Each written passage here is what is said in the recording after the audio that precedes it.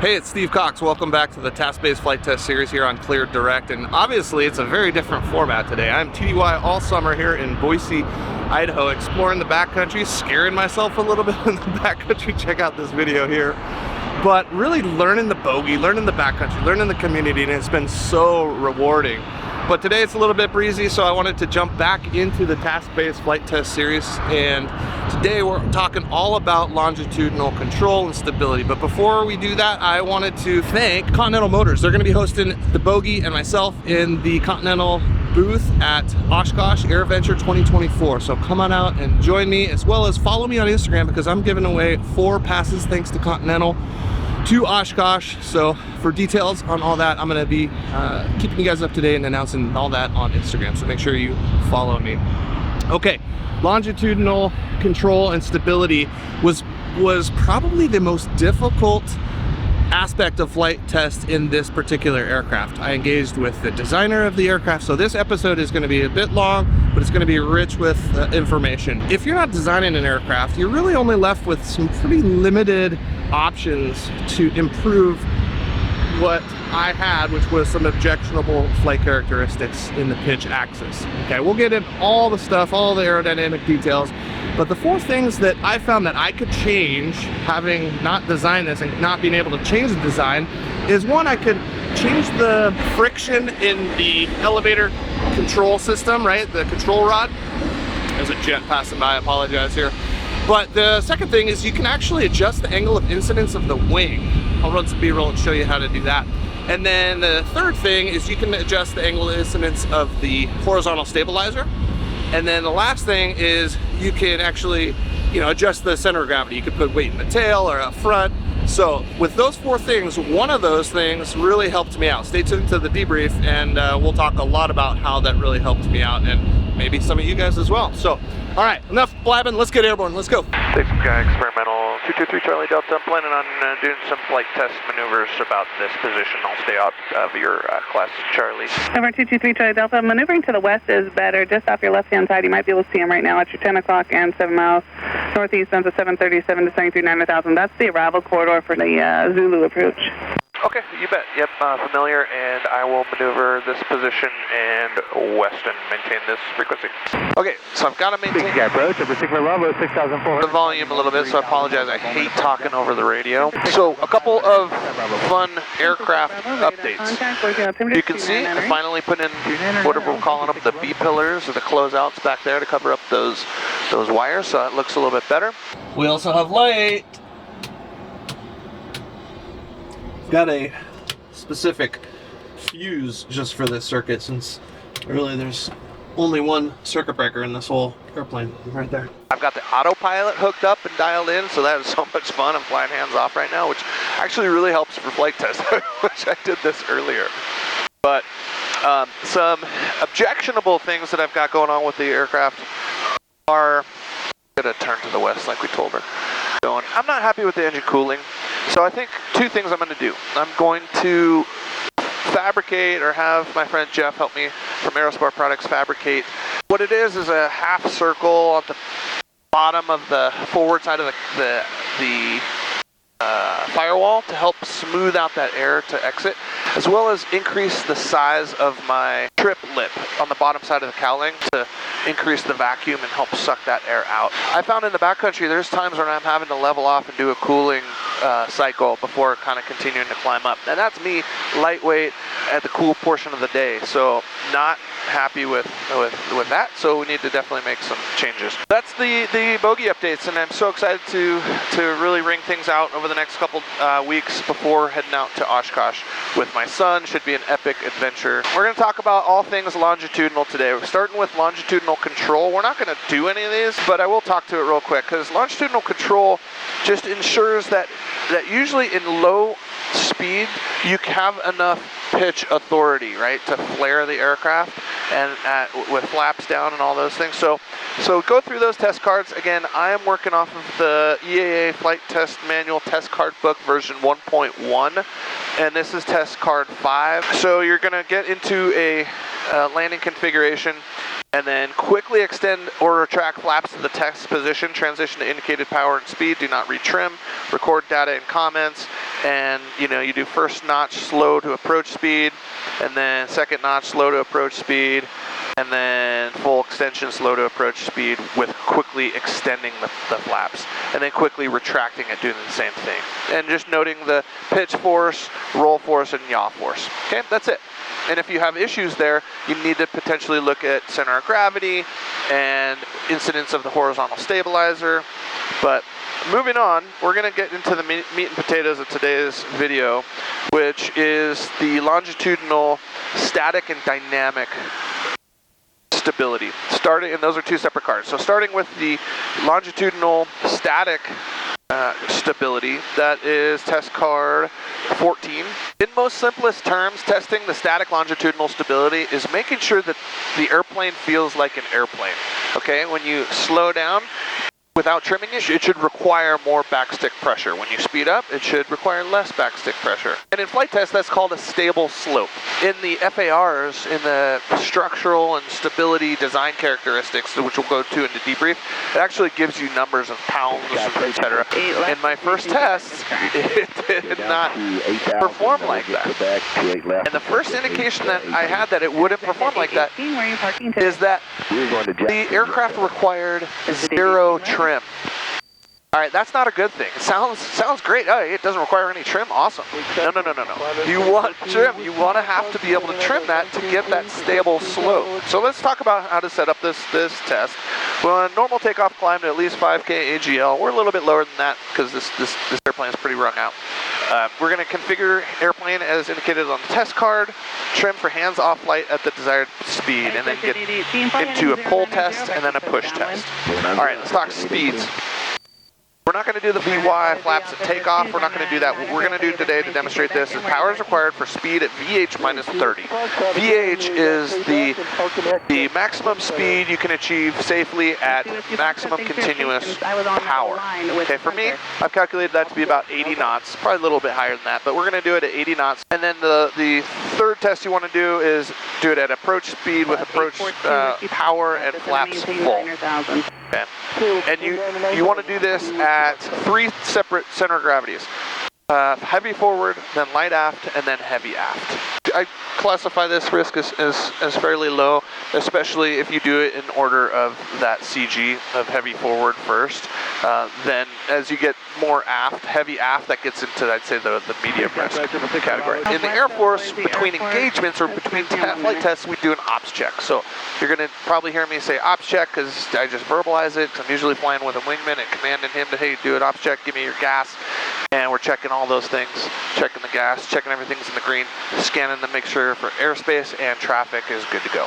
So I have 2 things on this airplane that can control the speed of the trim motor inversely to the aircraft speed, right? So you speed up aircraft-wise, it slows down the trim motor.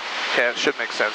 The 2 things that can control that is my vertical power system, the power distribution system, or the Garmin G3X Touch through the autopilot servo.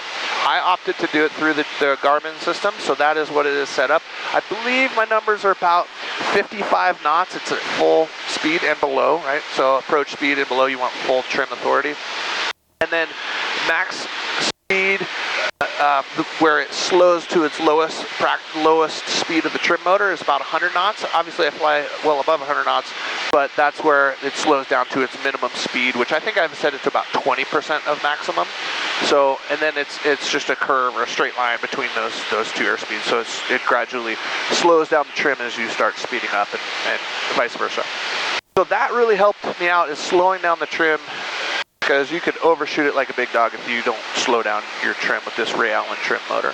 The other cool part of why I have Garmin controlling my trim is that when I have the autopilot engaged, it controls the trim.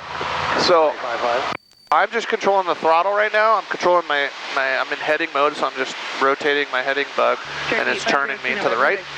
And it's set to altitude select. I'm at 6,500 feet.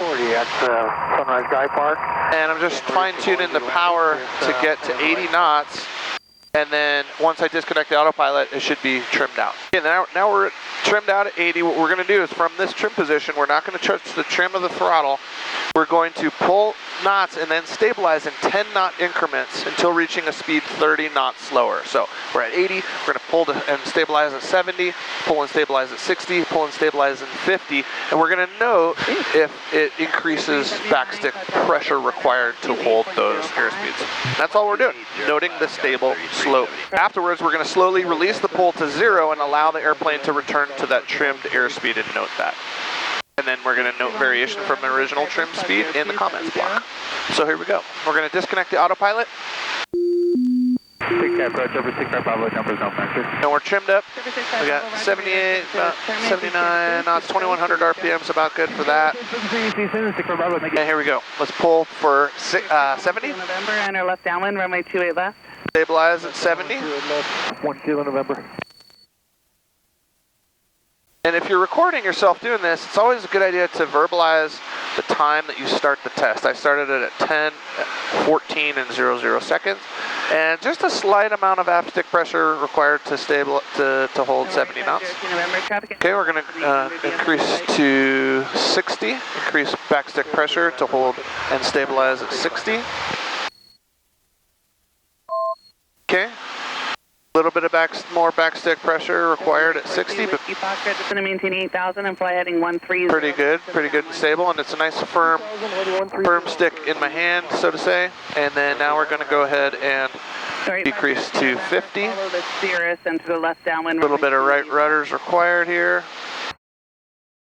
and that's definitely more backstick pressure required to maintain 50.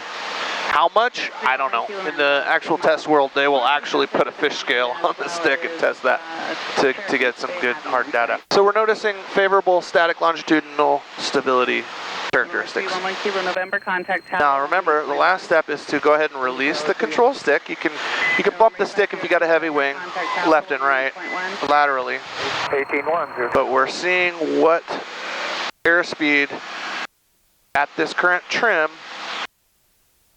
that the airplane seeks.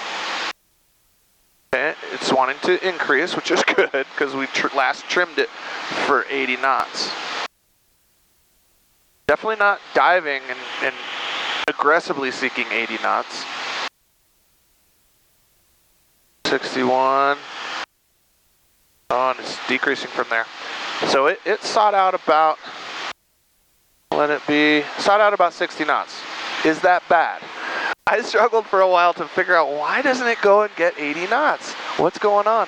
And the reason is we have a fixed pitch prop, right? So the speed of the prop is dependent upon two things, your throttle position as well as your airspeed.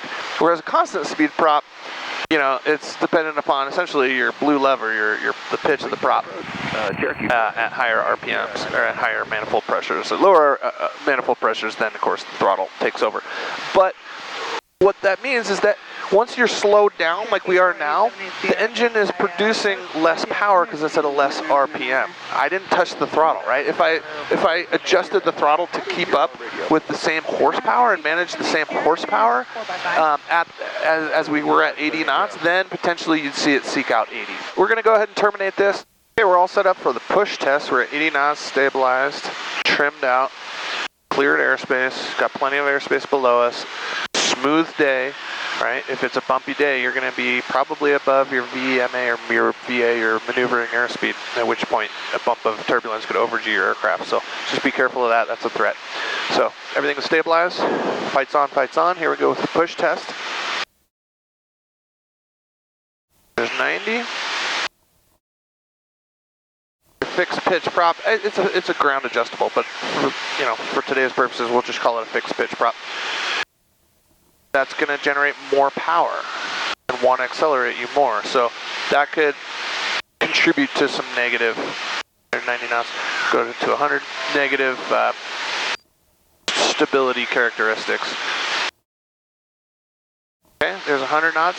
Definitely having to push a little bit more on the stick, but just barely, not much. Yeah, let's go to 110.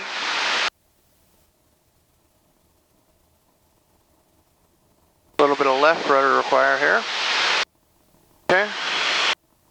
Yep, just Just a hair more, not much. Okay, let's go ahead and release the stick and see if we climb. Good. That is a good positive thing for this aircraft to do. And we're going to see what airspeed it seeks out. That is a lot more positively stable than on the pull test at lower airspeed. Look at that, settling out pretty close to 80. Just a hair below 80. Good. All right, terminate. Clear our path. Check the airspace. There's some traffic down there. I'm going to turn away.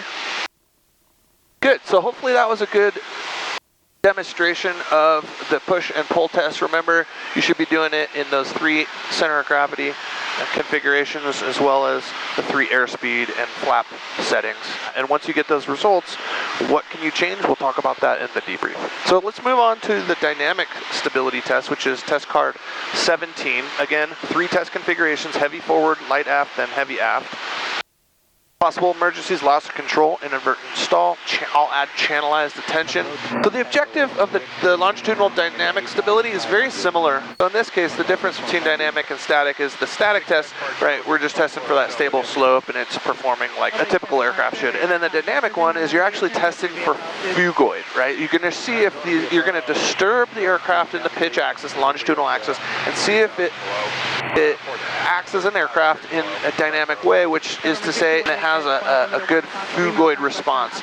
And the sine waves of it hunting around for its airspeed, you're going to see A, that it actually dampens out and returns somewhat to a normal airspeed, and B, that it doesn't get increasing negatively dynamically stable characteristics and get out of control.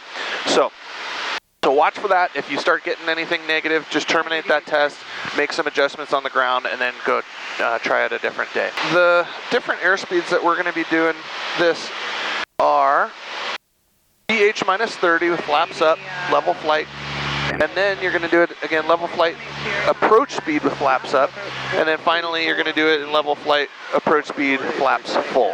For today's purposes, we're just going to do the VH minus 30 flaps up, level flight. Here we go. We're not going to touch the throttle. We're not going to touch the trim. We're going to pitch down, fights on, clear airspace. Everything looks good.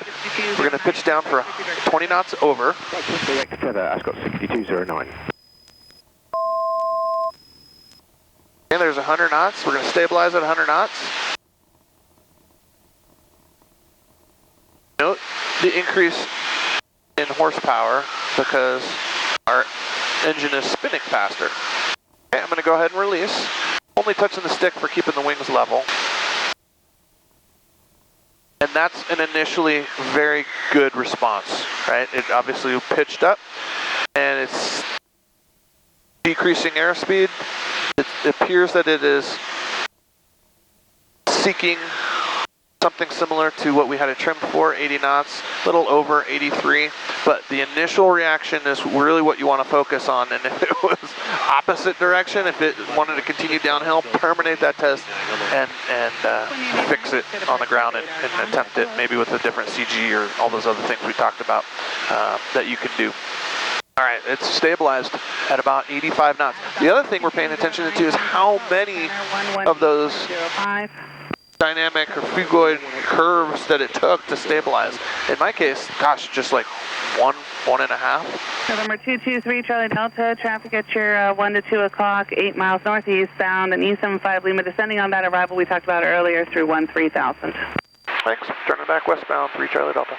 I think she wants me further north because there's a radar downwind that I'm getting a little close to, so we'll head back to the north. Cool.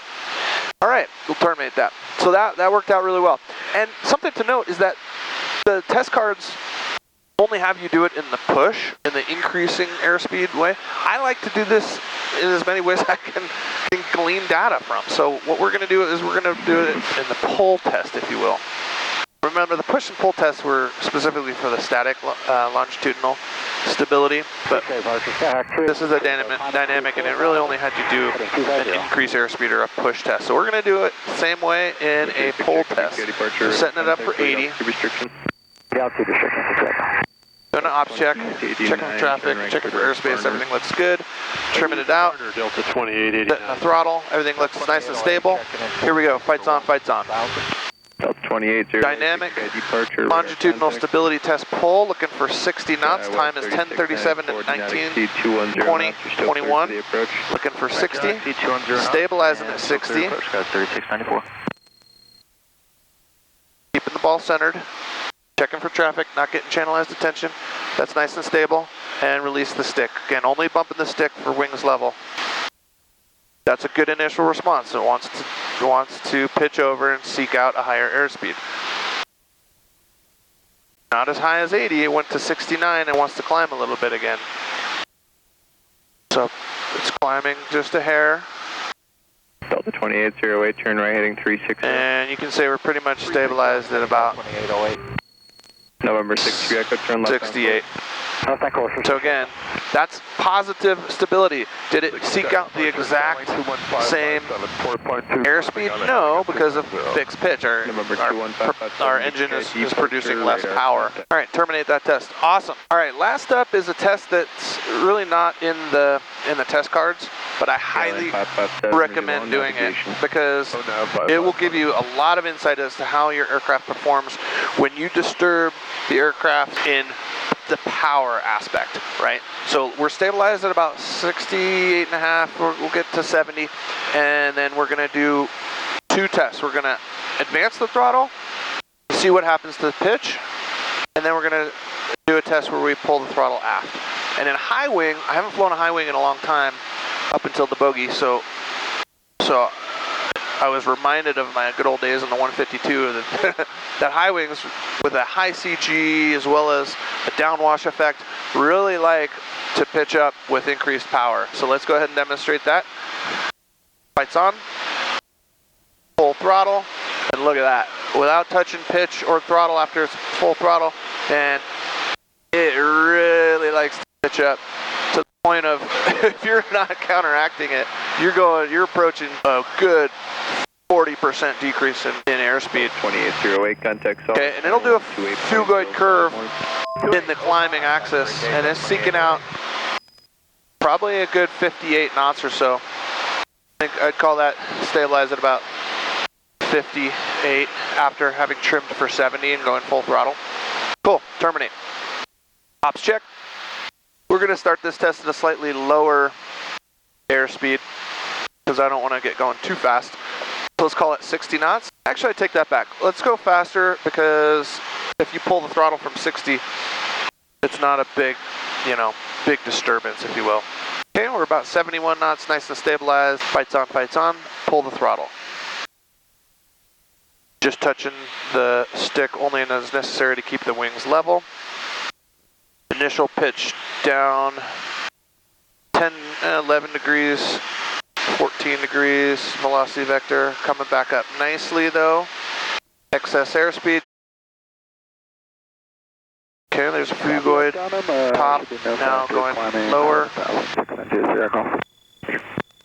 Looking like it's wanting to seek out about 82, 83. There's a bottom, climbing again, not climbing, but reversing trend. There's a phugoid top. Yeah, seeking out about 82, 83. Hey, terminate. Okay, we got a ton of data. Let's go land and parse through it in the debrief. Let's go. Bank angle, pitch limit. All right, welcome back to the debrief. Thanks for hanging in there. This is going to be a fairly lengthy debrief as well, just because this required the most research and, head scratching going on during flight test for me and the Bogey. So I have a lot of data to present to you. So hopefully you'll get something out of it, but let's get right into the flow of what we're going to talk to. First, a quick announcement about Oshkosh, which is super exciting. And then you didn't think I'd forget about the pinned comment from episode 3 a couple months ago. Thanks for your patience. We'll get to that. Then we'll get to the background of longitudinal or pitch stability. Why do we want it? And what's it affected by? And then we'll get into my experience of what I actually felt. We'll expound a little bit upon that. And then what I presented to RANS to have them help me fix it. I think you'll find that kind of interesting. And that prompted me to go to the FARs to go, hey, what does the FAA require of aircraft designers? What kind of stability is required from the FAA? I know on the military side, and hint is pretty similar to the military side in the FAAs, but we'll get to some not nitty gritty detail, but I think you'll find some interesting things from the FARs. And then we'll finally get into what I did to fix this bird. So AirVenture, come see the Bogey at the Continental Motors booth 229 through 234. I'm super excited. Thank you to them for hosting me in the Bogey. It's a huge booth if you haven't seen it before. There's like going to be 3 other aircraft in that booth, plus the Bogey. And I'm going to be having meetups, more on that in a second. But they've also been kind enough to drum up some interest and given me 4 passes. So I'm going to divide them up into 2 sets of 2 week-long AirVenture wristbands.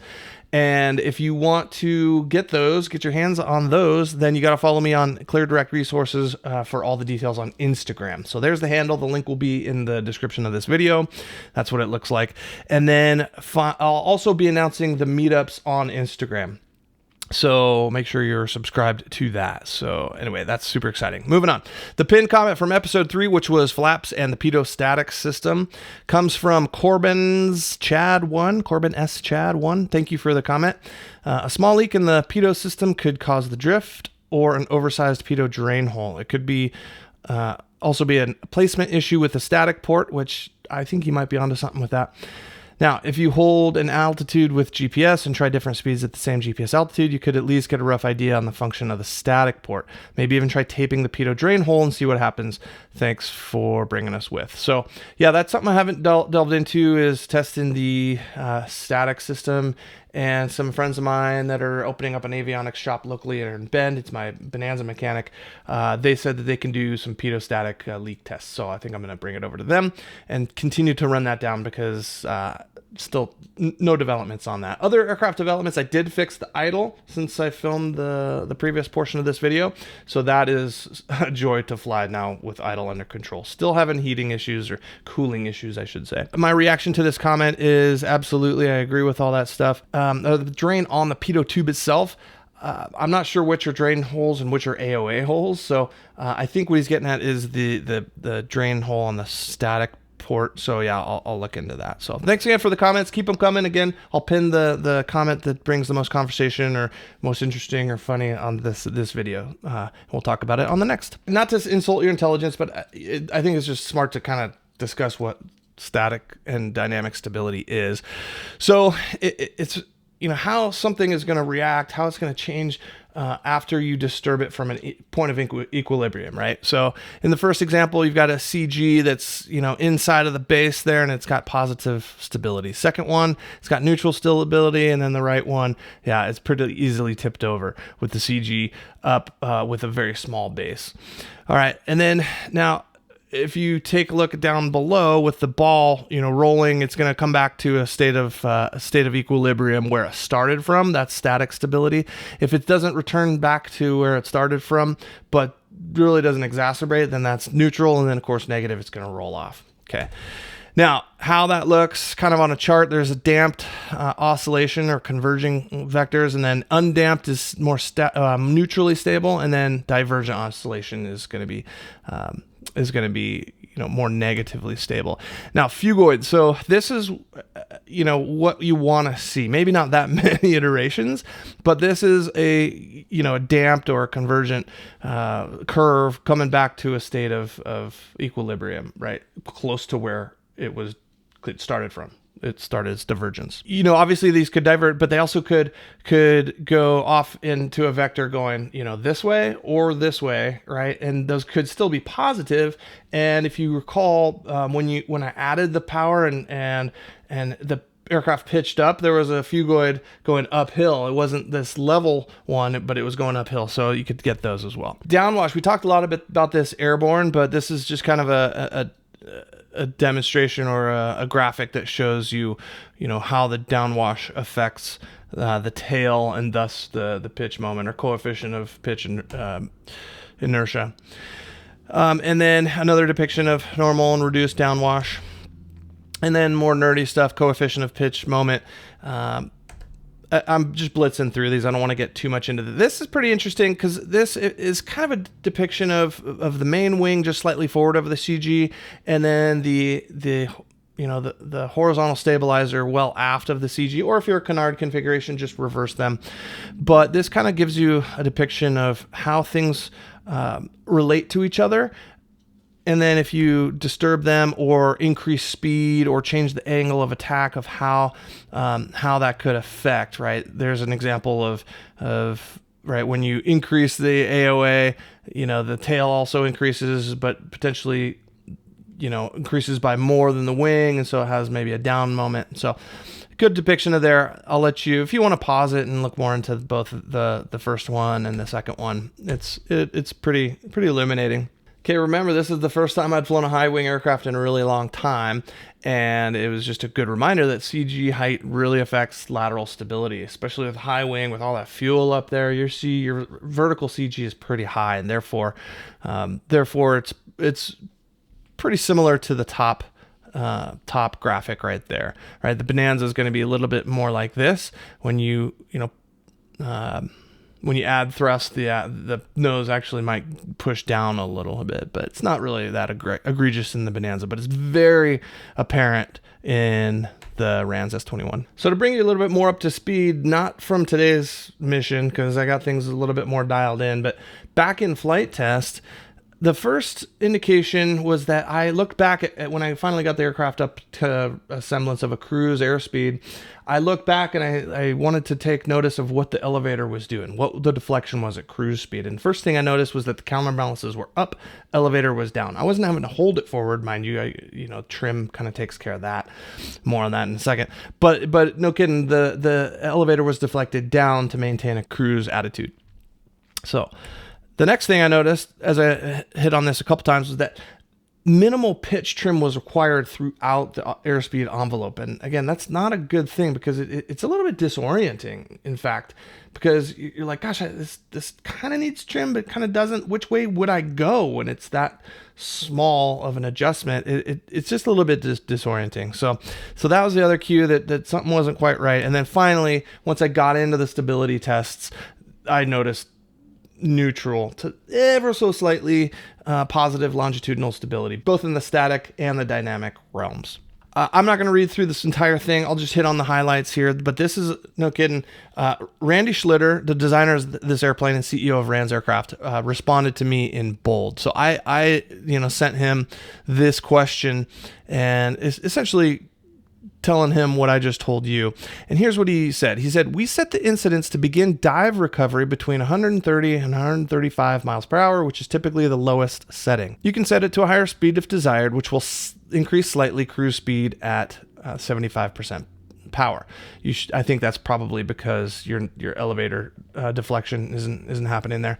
You should have positive dive recovery no matter what. If your plane accomplishes this at a lesser setting than typical, it may be a slight difference due to tail cone alignment and wing fuselage cage, or CG not as far forward as other examples. Either way, it sounds like you have pretty good numbers. I'll be interested to learn more performance numbers as you get to know the plane. So I kind of was scratching my head, and that's when I got into the FARs to figure out what he was talking about, this dive recovery thing, because I wasn't familiar with it. So we'll get more into that here in a second. Then I asked him about wing incidents at cruise speed. I was curious about this Mach tuck I was kind of experiencing. Obviously other aircraft, this isn't true Mach tuck, but it's a similar thing in that when you get to higher airspeeds, it really wants to nose over to maintain level flight. And it's just a factor of the design of the airfoil. So given the fact that Randy really didn't address what I was really looking for, which is the dynamic stability, the lack of positive dynamic stability. He was just talking about dive recovery. And so I believe that you can have dive recovery as well as good dynamic positive longitudinal stability, right? So I kind of pushed back a little bit and asked him to expound upon it. And he gets into a little bit of more detail, but I left myself wanting to learn more. So that's where I dove into the FARs. Okay, we're going to look into part 23 and 25. Now, I realize that part 25 is for transport category airplanes. Don't at me in the comments. I understand that, but there's actually a really good explanation about flight characteristics for transport category aircraft, and they're a lot more restricted and conservative in how they're designed. So it's a great way to inform your education. And then, of course, Part 23 for normal category airplanes. So let's get into what it says under Part 25, got it, transport category for static longitudinal stability. It actually gives you, directing your attention to subparagraph C here, the average gradient of the stable slope of the stick force versus speed curve may not be less than 1 pound for each 6 knots, right? So that's what have to be designed into transport category aircraft. So good to know. There's other good information on this. You can pause it and read it at your own leisure. Dynamic stability, it talks about the oscillations, and then also it talks about Dutch roll, which if you've been following the Southwest 737 and Dutch roll situation, that's pretty interesting, as well as the F-15 had a characteristic of Dutch roll. Some people thought it was because of little asymmetric airflow over the gun port on the left side, and so when you're at high AOA, it wants to potentially continue a right roll. So you'd kind of have to counter that with a little bit of rudder. Good information there. Now, back to normal category, Part 23, stability. Airplanes not certified for aerobatics must have these things, but I want to really focus on Part B here. No airplane may exhibit any divergent longitudinal stability characteristics so unstable as to increase the pilot's workload or otherwise endanger the airplane and its occupants. I think that just boils it down to safety, right? You don't want to overburden the pilot, always having to hand fly this airplane or kicking off the autopilot because it's negatively stable. Back to Part 25 and design airspeeds. In figuring out what Randy was talking about, because I was a little bit unfamiliar about what he was talking about, I found it here. Let me zoom in for section B there, which is design dive speed. From an initial condition of stabilized flight at cruise speed, right? Mach cruise is the other figure there. We'll disregard that. Now, the airplane is upset, flown for 20 seconds along a flight path 7.5 degrees below the initial path, and then pulled up at a load factor of 1.5 Gs. The speed increasing in this maneuver may be calculated if reliable or conservative aerodynamic data is used. Power is specified in another section, is assumed until the pull-up is initiated, at which time the power reduction and the use of pilot-controlled drag devices may be assumed. So, again, this is a required flight characteristic for transport category aircraft. So I think that's kind of what he was getting at. So the RANS S21 was designed with a couple of engines in mind, starting off with the lightest being the Rotax 912, and then the heaviest being the Continental IO 360, I believe. So therefore, the way they accounted for that was having an adjustable horizontal stabilizer, the angle of incidence adjusters. So with the heavier engines, they say, hey, just start with that tail pointed all the way down, the leading edge all the way down. And then with the lightest engine, all the way up. So those are the two edges of the spectrum. Now, I was thinking maybe I have an aft CG issue. And no, I mean, the friends that I have are within millimeters or tenths of an inch of each other as far as our center of gravities go. So I'm right in there. So I think it might just be personal preference. I still got to go out and do this dive recovery. It's not required as far as the task-based flight test program. This was kind of the first time I've heard about it. It's not in the test cards.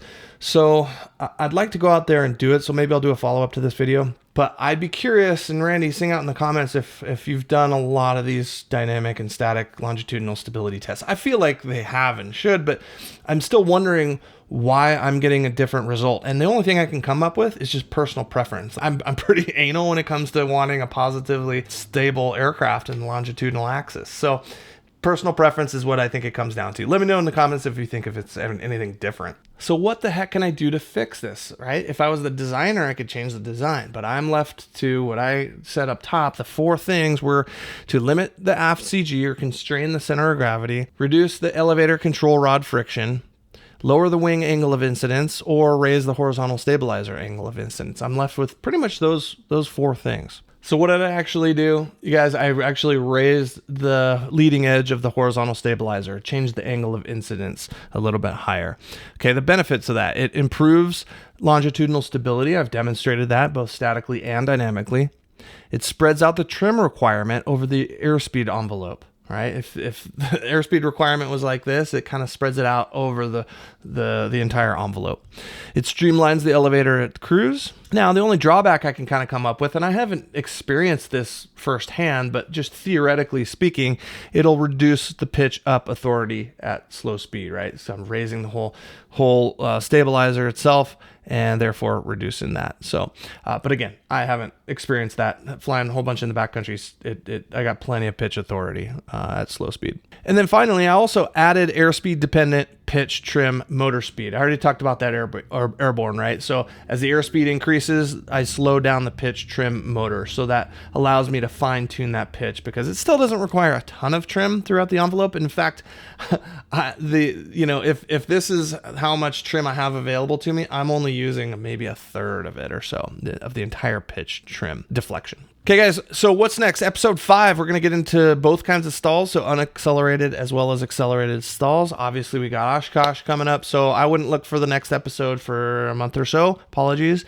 And then back into the backcountry. So I've been doing a bunch of that beginning of the summer. It's the hot heat of the summer, focused on Oshkosh right now. And then once I get back, August, September timeframe, hopefully the smoke doesn't smoke us out here in the Pacific Northwest this year. It's been bad the last few years. Anyway, guys, that was a lot. Thanks for hanging in there. If anybody is still watching, I sure appreciate you. Till next time, it's Steve. You're cleared direct.